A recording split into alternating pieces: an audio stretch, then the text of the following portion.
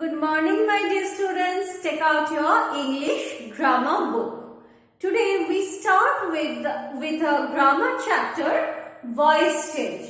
So open page number 240. Okay. At first we have to know what is voice. Voice is a form of the verb which shows whether the subject does something or the subject has something done to it. Okay. There are two types of voice. Active voice and passive voice. Here I have written a sentence that I have written at first in active voice. The hunter killed the tiger. Then I have changed it into passive voice. The tiger was killed by the hunter. So, what is active voice? The verb that expresses the action done by the subject is said to be in the active voice. Look at the sentence, students. The hunter killed the tiger. What is the action performed? Killed. Okay. And what is the subject of the verb killed? The hunter. Who performs the action of killing? Hunter. So, in this sentence, subject of the verb performs the action named in the verb. So, this sentence is said to be in the active voice. And what is passive voice? The verb that expresses what is done. What is done to the subject. Okay. What is done to the subject is said to be in the passive voice. So, in passive voice, the tiger was killed by the hunter. What is the action performed? Kill. Okay. What is the subject of the verb was killed? Tiger. In passive voice, object will be turned into subject and the subject will be turned into object. Does the subject, the tiger, perform the action killing? No. On the contrary, the subject, the tiger, receives the action. Tiger was killed. Receives the action of killing. We know that it is the hunter who performs the action. This sentence is said to be in the passive voice. Okay. Now see the number 3.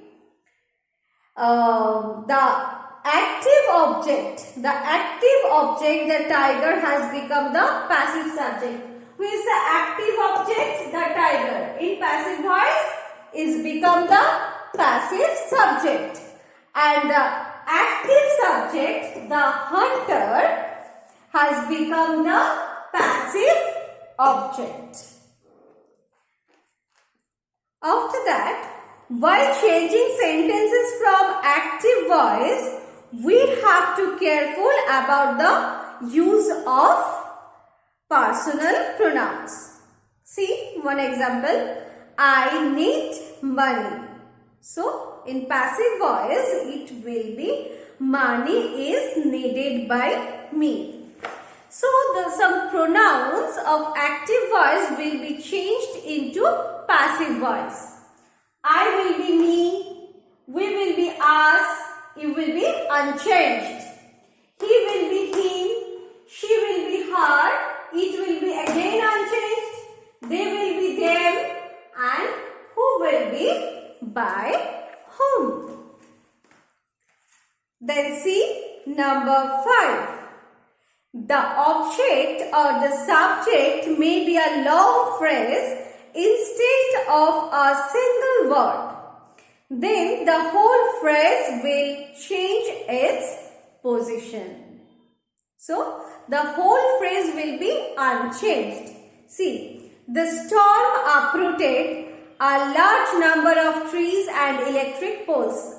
A long object.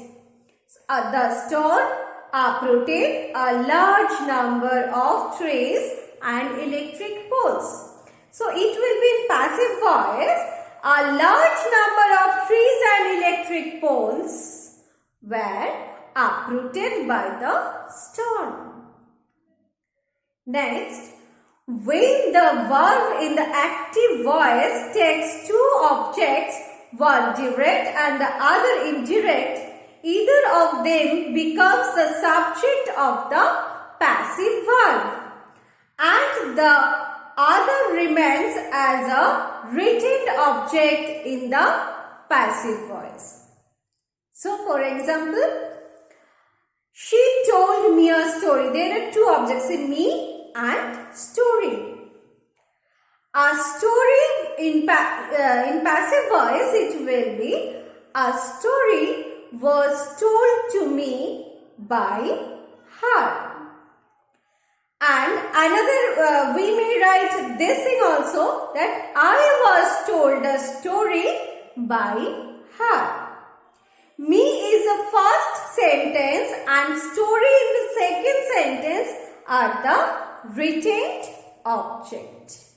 We may write in both ways, where a sentence have two objects in active voice. Okay.